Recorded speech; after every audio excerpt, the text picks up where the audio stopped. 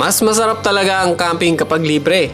Gaya ng huling camping spot natin sa Zambales kasama ang Team Stokwa. Napakaganda na ng ilog, solong-solo pa namin ang lugar. At ang best part, payapa at tahimik ang buong 2 araw na pahinga. Gusto mo rin ba ng camping experience na ganito? Tara at sumama ka sa aming kwento. You'll be just fine.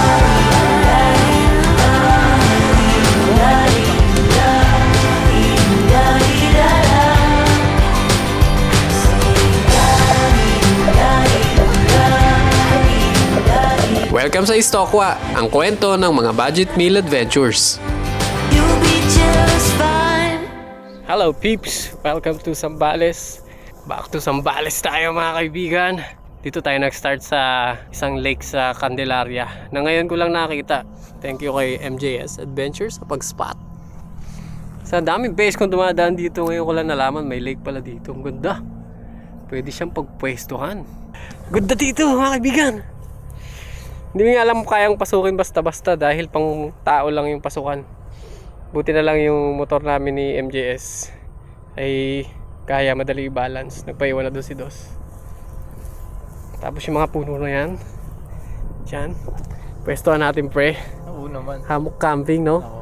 Magbabangka pa tayo para lang ikot muna tayo doon. Oh, yung ganda nun. Oh, mangingis catch and cook pre. Di ba mabenta sa'yo yun? Sakto yun doon, no? Marami nung fish pens. Marami siguro.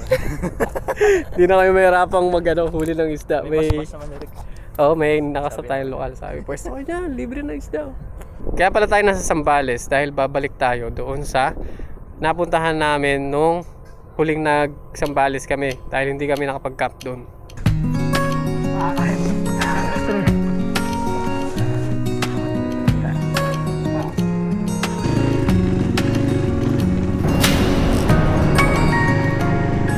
Napakalino nung kanilang irigasyon dito. Tingnan natin kung malalim. Pero ayon dun sa naging kaibigan natin dito, lokal na bata, bawal daw maligo. May multa daw. Kaya pala, kahit ganito kalinaw, wala kami nakikita mga batang naliligo kahit ano, mga adults na lokal. Siguro dahil nga malakas yung current niya, ang delikado kapag tinangay ka tapos tumayo ka, mababangga ka dito sa kanyang ano ba tawag dito? Biga ba yan? Pero sarap, lahat ng mga nakatira sa gilid ng irigasyon, libre tubig.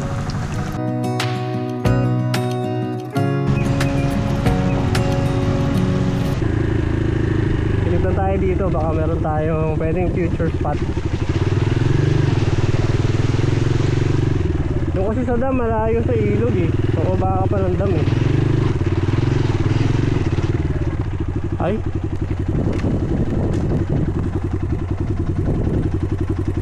Baka dun pa sa may tree line yung ilog. Silipin lang natin.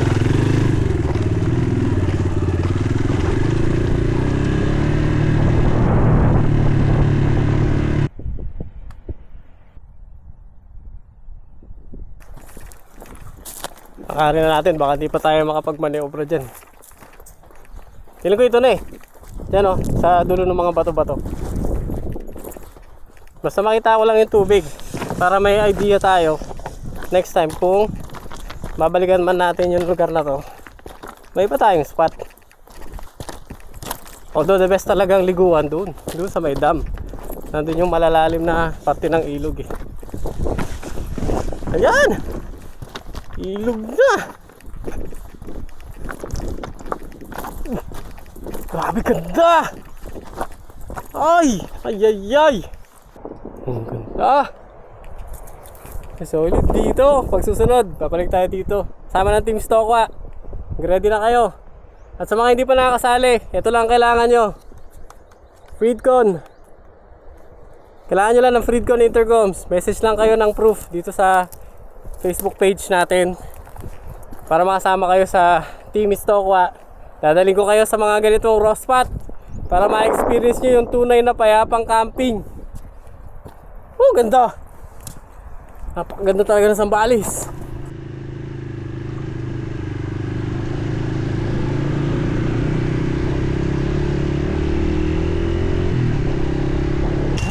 Hi, Gerd! kamusta?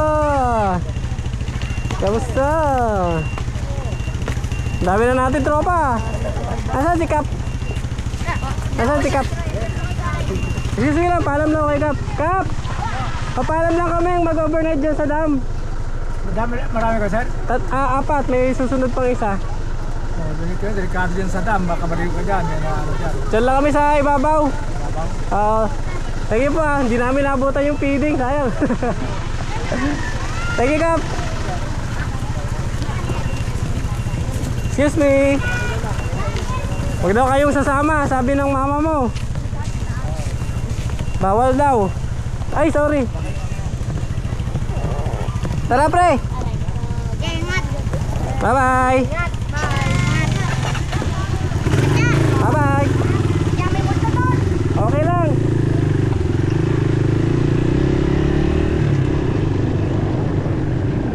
Ako nga pala sa mga bago sa ating channel, yung locations ng ating mga raw spot ay hindi ko dinidisclose basta-basta.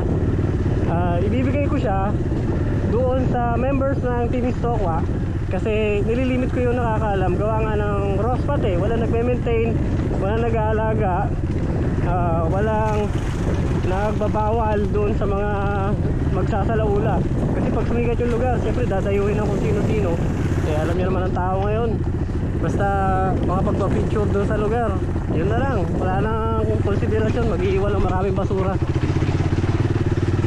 Pero pag mga private, pag mga lugar na merong nagme-maintain, yun sinishare ko naman.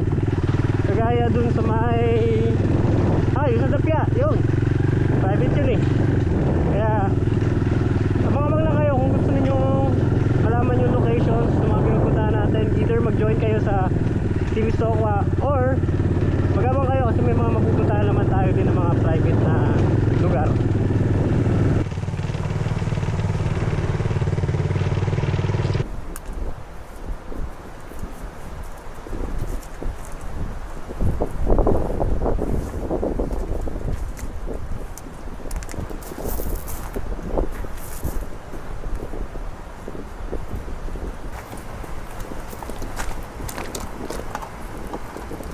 Ito ang spot natin, not so very raw, pero at least walang bayad, walang ibang tao, tsaka higit sa lahat at may basbas ng mga taga rito. Salamat Kapitan Bong. Magluluto muna tayo. Hindi tayo magluluto, technically magluluto pero hindi masyadong luto kasi gagamitin natin ang lutong pagkain. Bili ako ng inihaw na manok na sana hindi pa panis kasi kagabi pa to at hindi ko nire.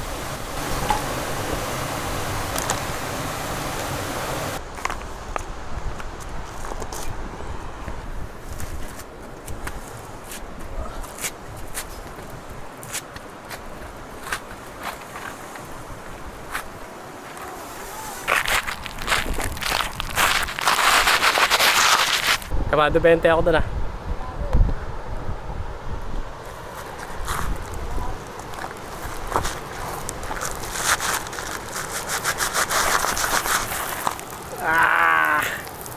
May babaan naman kasi doon na mas madali I-realize ko mahirap palang bumaba dito sa tubig tapos sa akyat ulit kasi may mga lumot yung bato. Doon talaga ako dapat.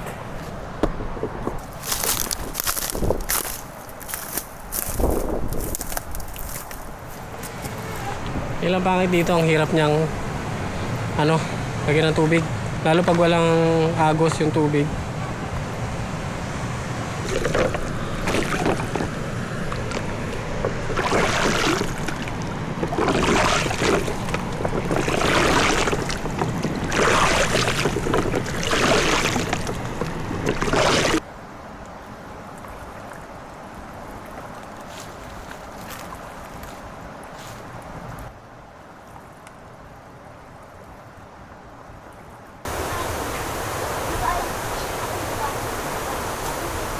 Ito naman yung mga tropa natin, si Marites. Marites, hindi ako si Marites. Naiwan si Marites. Alayo si Marites. Si Jacob, si... ano pangalan mo ulit? Justin. Hindi, isa, ito. Warren. Tapos may bagong tropa, si Justin. May bago pa. Ay, ito yung leader nila. Yung leader ng sindikato. O, tulungan mo ako ha. Magdamit ka naman. Yung tsura mo naman dyan.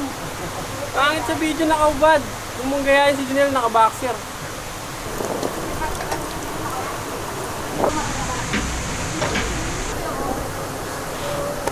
Lumabili tayong bagong gamit. Una na itong malaking pot na may malaki ding mini pot. Mini ba ito? Yun, pero mas malaki yung kay Dos. Wow, laki nito pre! Pang restaurant to ah! Anong binili kong pot? Ang nagustuhan ko sa kanya meron siyang steamer tray. Tapos, ito ang bago nating binili na stove. Ayaw lang gamitin yung isa nating stove eh. Okay pa naman yun, kaya lang yung kanyang regulator hindi na maayos. Ito very compact. Mas compact pa dun sa nauna. Para siyang transformer.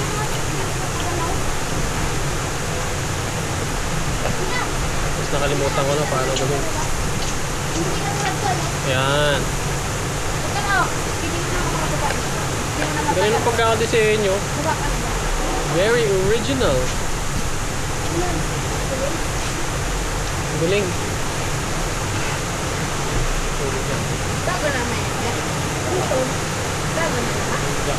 Tapos yung kanyang hose ito ng gas, dumadaan siya sa tapat ng apoy.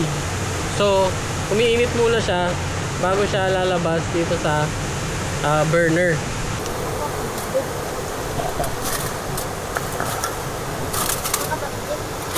Pa. Mag-break ka.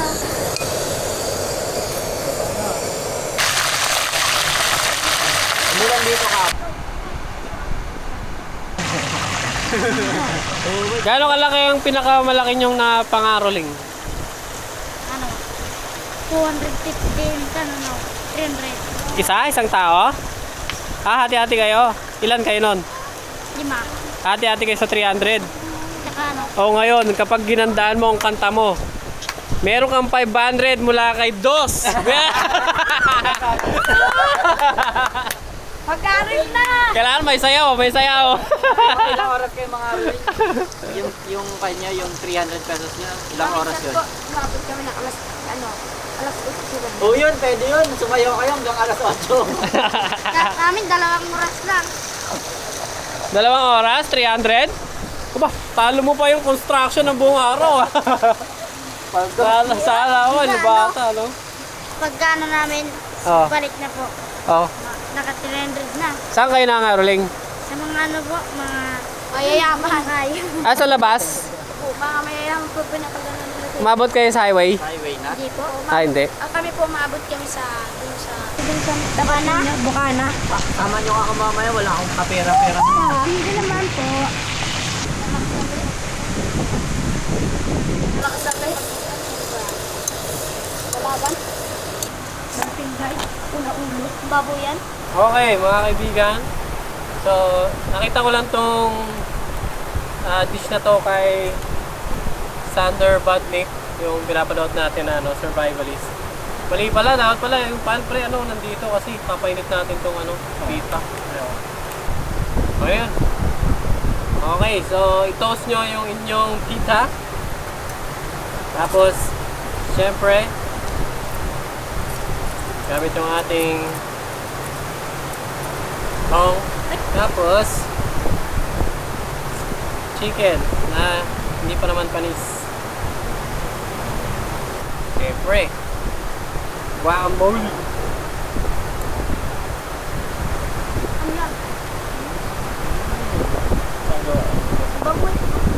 Avocado at saka spices. Salamat pala sa general manager ng Freedco na nagbigay sa atin ng chili garlic.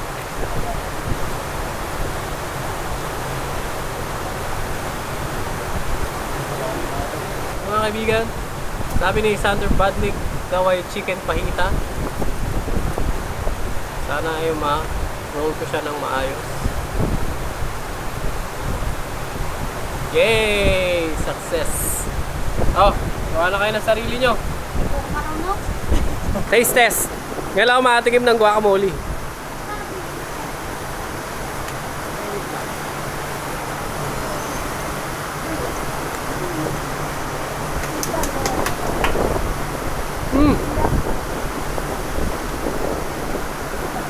Heaven. Anghang. Huwag ka kasunod. Sarap. Bagay na bagay lahat. Sarap pa ng guacamole. Huh? Oh, anghang.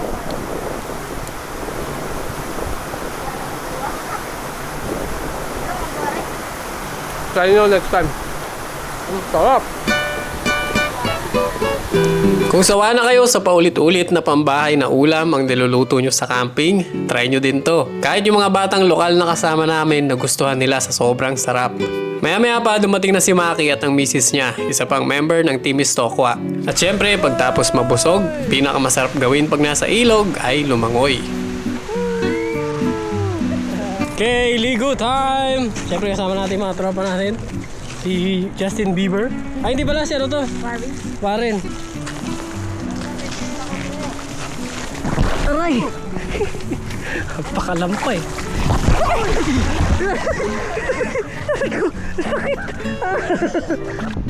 Ito. Dito sila tumalong kanino. Doon lang naman sa kalahati. Pero feeling ko pag doon sa taas, sasahid sila hanggang... Sasahid kayo hanggang sa ilalim, no? Pag doon sa pangalawa, masyadong mababaw yung tubig ngayon. Gawa ng yung dam nakabukas. Last time pumunta kami dito, nakasara yan eh. Kaya bumaba yung tubig. Ayan yung marka niya, oh. Siguro din yun. 12 inches din. 1 foot yung binaba.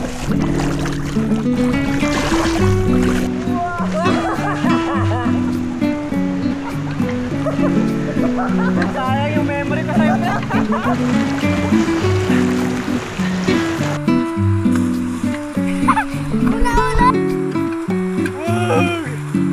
Never di mapatalo! Ang leader sa mga jump!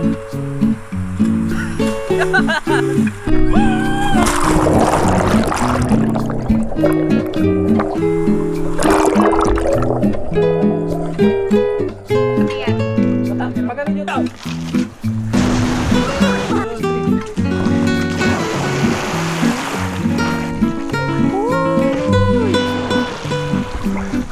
Sarap!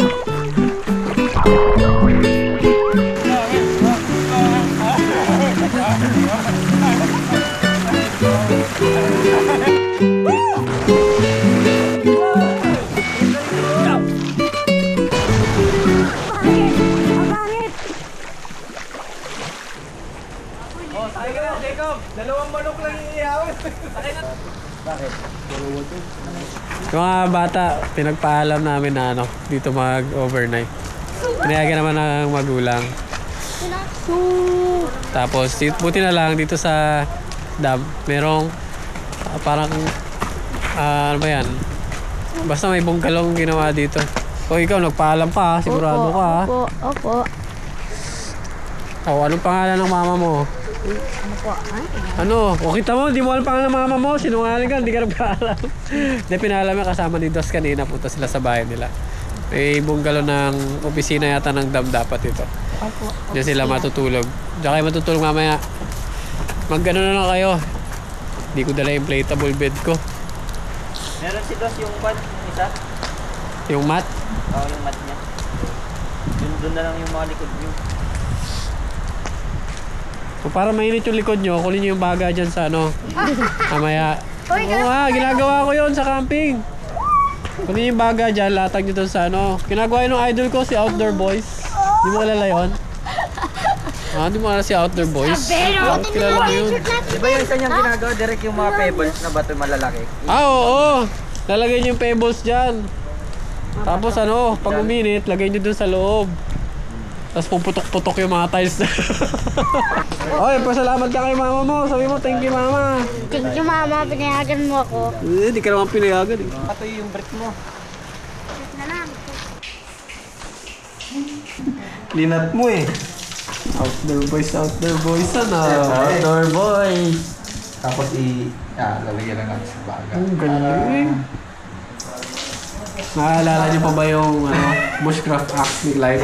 Bilib ako noon nung nakita ko sa kanya yun. Tapos, tinamad na siya. Sabi ko pa din sa ito gagawin kong project, papagandahin ko pa to, lalagyan ko pa ng ay, binalutan lang ng leather, okay na. Wala na, na siya. Certified tintiwalag na. Lahat kami tumiwalag na. Hindi pala, si na lang. Si Bert na lang. Hindi pa tumitiwalag. Ganda lang ginawa niya ha. Oo nga, ang galing nun eh. Bed. Check out nyo si Lacochero artist kung hindi nyo pa nakikita. Wait lang, nakibunsin ako. Ba't ka magpati ba to? Ay, hindi ko pa nalagyan na Busog kayo ha. Mamaya, mamasayin nyo pa kami. Sarap ba?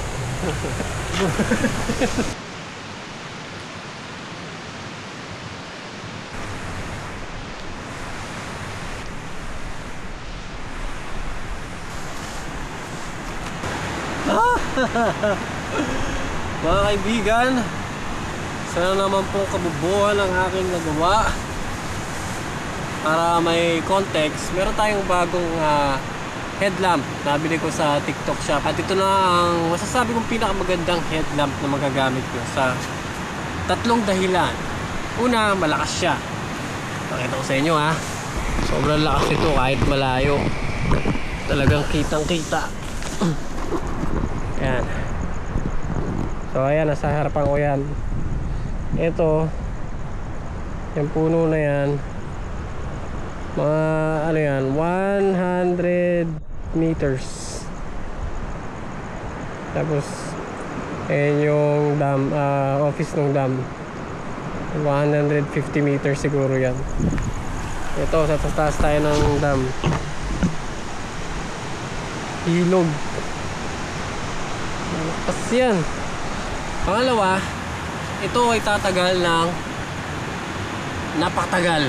As in, ito ang pinakamatagal na flashlight or headlamp na magagamit mo. Bakit? Kasi yung mga headlamp na uso ngayon, rechargeable, kapag nasiraan ka ng battery nun, wala na, goodbye na, tapon na. Unless may kilala kang marunong magayos or magpalit ng battery na built-in sa headlamp. Dito hindi mangyayari yun kasi natatanggal yung kanyang battery. Ito ang gusto, kaya talaga pinili ko to kasi naisip ko, pag nasiraan ako ng battery ng headlamp ko, sayang yung pinambili ko, lalo na kung mamahalin. Pero kapag nasira yung battery nito, battery lang yung papalitan ko. Ito yung battery niya, yung pang vape. Ito galing sa gimbal ko.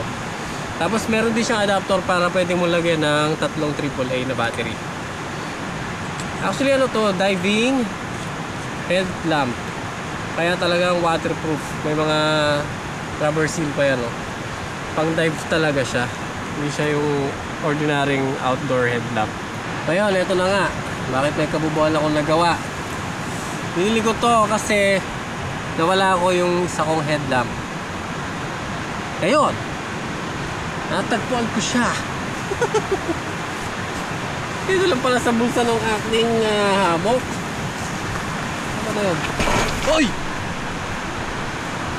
Taran! Ito naman sa Temo ko nabili. Mas mura ito. Ito mas pricey. Kasi nga talagang watertight siya. So, bahala na lang kayo mamili. Sa comment section sa pin comment ilalagay. Ano na tuloy yung headlamp. Kala ko yung malamig. Mainit talaga itong itong ating tawag dito, thermal sleeves or thermal long sleeves. Sobrang thankful talaga ako dun sa nag-suggest ito. Brother, thank you so much. Galing na sa Shopee to. Uniquely yung suggestion niya pero nakahanap tayo ng mura sa Shopee. Ayun, papawis na ako. Pero sa labas, ang lamig. Sarap dito, walang lamok. Walang niknik paghapon. Midnight, kami balik.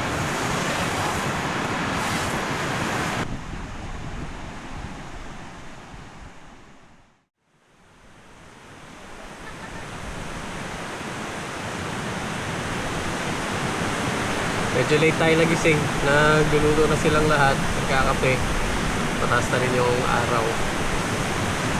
Kaya diretso na rin tayo luto. Our dish for this morning ay champurrado. Waiting ko na yung bago nating biling pot.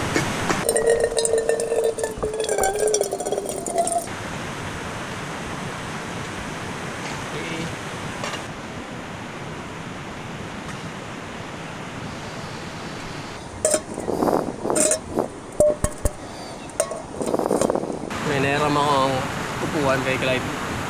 Meron ako ganito dati kaya lang nasira, tinapon ko na. Itong bagong version, kita nyo may strap. Kasi pag niligpit mo siya, ligpit natin para makita nyo kung gano'n lang siya kaliit. Yung akin dati kasi, manipis yung bakal, tapos yung kanyang tali, madaling maputol. Tapos simula nun, hindi na ako bumili. Tapos yung kanyang mismong upuan, yun na yung iyong gagamiting bag. Pag nahanap mo yung zipper.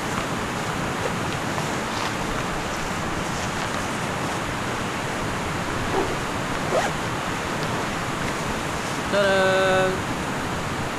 Mas compact siya kaysa dun sa isang version yung parang umbrella na pina-open close ko lang.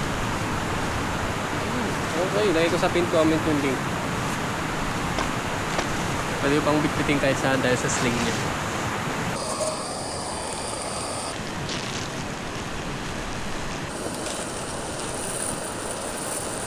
Tapos pala pag magluluto kayong champurrado or kahit anong gagamitan ng malagkit. Pag ganitong concentrated yung apoy, dapat consistent yung halo. Bilis kasing matutong kapag camping stove ang gamit. Kahit pag hininaan mo naman yung apoy, tagal naman maluto. Kumain ka ba ng champurrado? Para sa'yo talaga to eh. Oo, kasi alam ko kumakain ka ng champurrado, kaya ito ang niluto ko. Para... Tinanong mo eh. Hindi, alam ko talaga yan. Mga bata mahilig sa champurrado. Mga anak ko mahilig sa champurrado. Dating feeding namin eh. Yung kahapon? Anong kinain nyo kahapon? Sapo. Ha? Sampo. Di ba nag-feeding kayo kahapon? Sabi nila nag-feeding kahapon. Yung bago namin kayo puntahan. Ay, wala kayo yata noon. Sina Kurt lang yata nandun. Sapo. Yan kila yung... Basta yung marami mangga. Ha? Wala ka doon? Pwede yun? Hindi ko feeding? Ano yun? Wala. Sabi nila feeding. Feeding. Pasalubong namin yung mga naka-yellow na babae. Sabi nila nag-feeding daw sila. Hindi pala feeding yon. Sarap. Wala po ka na daw. Yung parang red. Parang yung binibigyan ng feeding. Introducing Warren. Warren the cook. Pwede mong tong.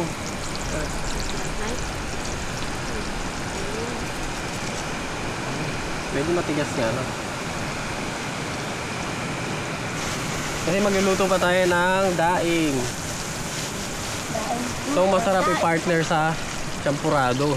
Yung maninipis na daing. Halo-haloin mo lang. Hanggang sa yung crispy. Dirty ang payat. Ganun mo lang. Yan masarap yan kasi kahit buto ko pwede mo kainin.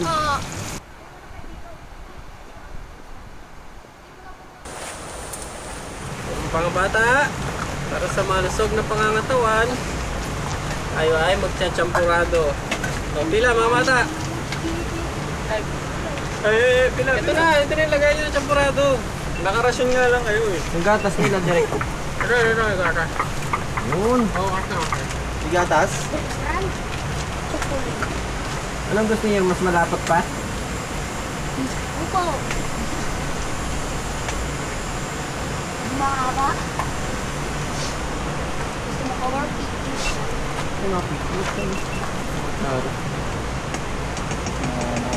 Ay, ganyan yung binili namin sa mga.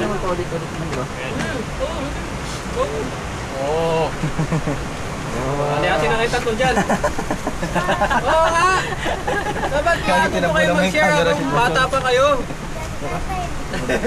May talaga ni Jacob, no? Arthur, ito! Sunod! Uy, walang kutsara itong mga to. Kamay na!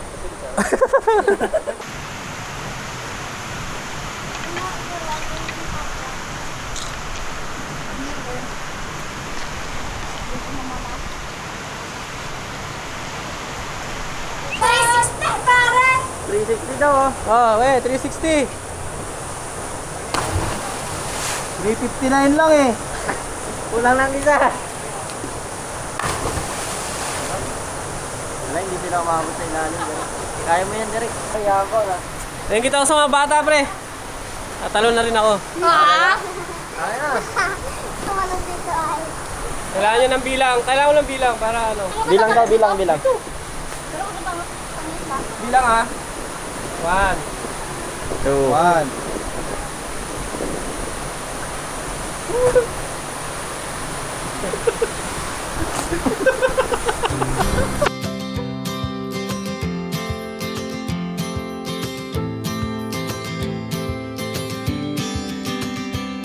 Sometimes we act like a fool. Pwede rin palang salbabida ito, ano. Folding mattress. Hindi ka pa makangambang mabutas. Nothing goes untaken. Stop for a minute. Stop and breathe for a minute. Sa dagat, di mo magawa ito maghapon sa tubig, no? Doon talaga, lublob lang, tapos ahon ka na. Oo. Iba rin ang init kasi, no, pag sa dagat. Maalinsangan. Oo, hindi ka makapagbabad sa ilalim ng araw. Hindi ka gaya sa ilog. Ay, tirik yung araw. Hindi ka na magbabanlaw, pre. Sige, sampa ka. Dito ka, tapos lumubog na. Ako rin, dito ko ay. Sampa din, sampa. Try to open up your mind sometimes. You'll be just fine. You'll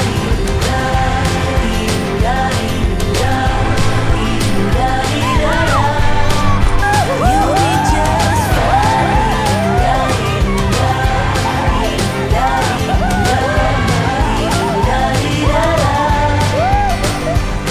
Sometimes we yell when we're sad, and sometimes we laugh when we're afraid. Sometimes we smile when we're mad, and sometimes we wish we never said. Stop for a minute, stop and breathe for a minute. Don't get over your head, try to listen instead, won't you? Think for a minute who you wanna be for a minute. Don't get over your head, you're like everyone else, aren't you? You could gain from being a bit nicer, knowing to talk and when to shut your mouth. You're so moody, you're such a fighter. Try to open up your mind sometimes. You'll be just